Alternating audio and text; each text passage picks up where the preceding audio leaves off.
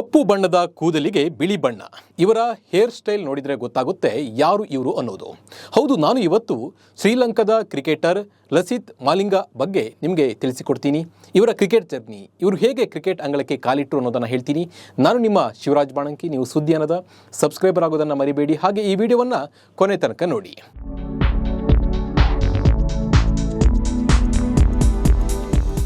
Lasith Malinga Sri Lanka cricket ತಂಡದ ಚಾಣಾಕ್ಷ ವೇಗದ bowler ಆಗಿದ್ದರು.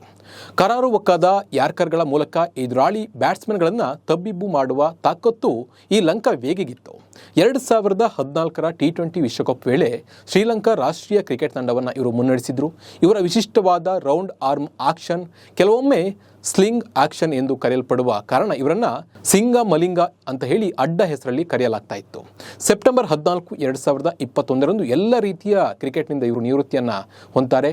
ಮಾಲಿಂಗ ಅವರ ಅಸಂಪ್ರದಾಯಿಕ ಆಕ್ಷನ್ ಮತ್ತು ನಿಧಾನಗತಿಯ ಬಾಲ್ ಯಾರ್ಕರ್ಗಳು ಇವರ ಯಶಸ್ಸಿಗೆ ಕಾರಣವಾಗಿದೆ.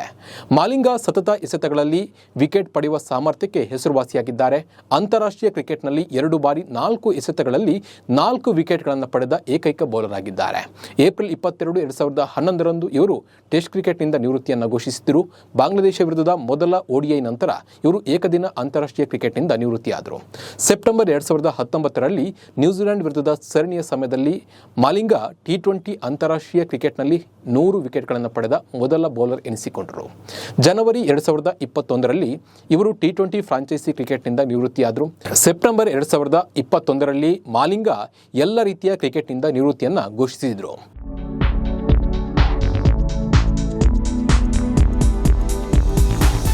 ಮಾಲಿಂಗ ಜುಲೈ 1, 2004ರಂದು ಆಸ್ಟ್ರೇಲಿಯಾ ವಿರುದ್ಧ ಡಾರ್ವಿನ್ನ ಮರಾರಾ ಓವಲ್ನಲ್ಲಿ ಟೆಸ್ಟ್ಗೆ ಪಾದಾರ್ಪಣೆಯನ್ನು ಮಾಡಿದರು.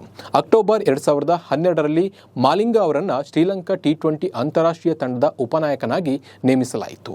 ದಿನೇಶ್ ಚಾಂಡಿಮಲ್ ನಿಷೇಧಕ್ಕೊಳಗಾದ ನಂತರ 2014ರ ICC ವಿಶ್ವ T20 ಚಾಂಪಿಯನ್ ಟ್ರೋಫಿಯಲ್ಲಿ ಇವರು ಶ್ರೀಲಂಕಾ ಕ್ರಿಕೆಟ್ ತಂಡದ ನಾಯಕರಾದರು. ಇವರು ಈ ತಂಡವನ್ನು ವಿಶ್ವಕಪ್ ಗೆಲ್ಲುವಲ್ಲಿ ಯಶಸ್ವಿಯಾಗಿ ಮುನ್ನಡೆಸಿದರು.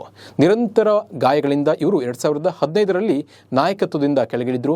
ಮಾಲಿಂಗ ಹಳ್ಳಿ ಹುಡುಗ, ಸಮುದ್ರ ತೀರದಲ್ಲಿ ತೆಂಗಿನ ತೋಟದಲ್ಲಿ ಕ್ರಿಕೆಟ್ ಆಡಿ ಬೆಳೆದವರು. ನಂತರ ಶ್ರೀಲಂಕಾ ಕ್ರಿಕೆಟ್ ತಂಡವನ್ನು ಸೇರಿ ಕಮಲ್ ಮಾಡಿದರು. ಇವರು ಹದಿಹರೆಯದವರೆಗೂ ಹಾರ್ಡ್ಬಾಲ್ ಕ್ರಿಕೆಟನ್ನು ಅಭ್ಯಾಸ ಮಾಡಲಿಲ್ಲ.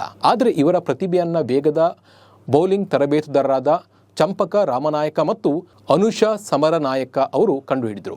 ಇಬ್ಬರು ಇವರನ್ನು ದೇಶೀಯ ಕ್ರಿಕೆಟ್ಗೆ ಕರೆತಂದರು. ಮೊದಲು ಇವರಿಗೆ ಟ್ರೈನಿಂಗ್ ನೀಡಿದರು. ನಂತರ ವೇಗ ಬೌಲಿಂಗ್ಗೆ ಹೆಸರುವಾಸಿಯಾಗ್ತಾರೆ. ಇವರು 2010ರಲ್ಲಿ ತಾನ್ಯಾ ಪೆರಾರ ಅವರನ್ನು ಮದುವೆ ಆದರು. ಅಕ್ಟೋಬರ್ 2020ರಲ್ಲಿ ಇವರನ್ನು ಗ್ಲಾಡಿಯರ್ಸ್ ತಂಡದ ಲಂಕಾ ಪ್ರೀಮಿಯರ್ ಲೀಗ್ನ ಉದ್ಘಾಟನಾ ಆವೃತ್ತಿಗೆ ಆಯ್ಕೆ ಮಾಡಲಾಯಿತು. ಪಂದ್ಯದ ಅಭ್ಯಾಸದ ಕೊರತೆಯಿಂದಾಗಿ ಇವರು 2010ರ ಲಂಕಾ ಪ್ರೀಮಿಯರ್ ಲೀಗ್ನಿಂದ ಹಿಂದೆ ಸರಿದರು. ಆದಾಗ್ಯೂ ಇವರು LPLನಲ್ಲಿ ಕಾಣಿಸಿಕೊಳ್ಳೋದಕ್ಕಾಗಿ ಅಭಿಮಾನಿಗಳಿಂದ ಟೀಕೆಗಳನ್ನು ಪಡೆದರು ಮತ್ತು ಇವರ ಮೇಲೆ ದೇಶಭಕ್ತಿಯ ಆರೋಪ ಕೂಡ ಬಂತು. ಇವರು ದೇಶಕ್ಕಾಗಿ ಆಡಲ್ಲ, ಹಾಗೆ ಹೀಗೆ ದುಡ್ಡಿಗೋಸ್ಕರ ಆಡೋ ಅನ್ನೋ ಆರೋಪ ಕೂಡ ಬಂತು. ಹಾಗಿದ್ರೆ ಮಲಿಂಗ ಅವರ ಕ್ರಿಕೆಟ್ ದಾಖಲೆಗಳನ್ನು ನೋಡ್ತಾ ಹೋಗೋಣ ಬನ್ನಿ. ಇವರು 30 ಟೆಸ್ಟ್ ಪಂದ್ಯಗಳನ್ನು ಆಡಿದ್ದು 275 ರನ್ ಗಳಿಸಿದರೆ 101 ವಿಕೆಟ್ಗಳನ್ನು ಪಡೆದಿದ್ದಾರೆ. ಇನ್ನು 226 ಏಕದಿನ ಪಂದ್ಯಗಳನ್ನು ಆಡಿದ್ದು 567 ರನ್ ಗಳಿಸಿದರೆ 338 ವಿಕೆಟ್ ಕಬಳಿಸಿದ್ದಾರೆ. 84 T20 ಪಂದ್ಯಗಳನ್ನು ಆಡಿದ್ದು 107 ವಿಕೆಟ್ ಪಡೆದಿದ್ದಾರೆ. ಹಾಗೆ 122 IPL ಪಂದ್ಯಗಳನ್ನು ಆಡಿದ್ದು 170 ವಿಕೆಟ್ ಕಬಳಿಸಿದ್ದಾರೆ. ಇದಾಗಿತ್ತು ಲಸಿತ್ ಮಾಲಿಂಗ ಅವರ ಕ್ರಿಕೆಟ್ ಜರ್ನಿ. ಈ ಬಗ್ಗೆ ನಿಮ್ಮ ಅನಿಸಿಕೆ ಮತ್ತು ಅಭಿಪ್ರಾಯವನ್ನು ಕಮೆಂಟ್ ಮೂಲಕ ತಿಳಿಸಿ. ನಮಸ್ಕಾರ.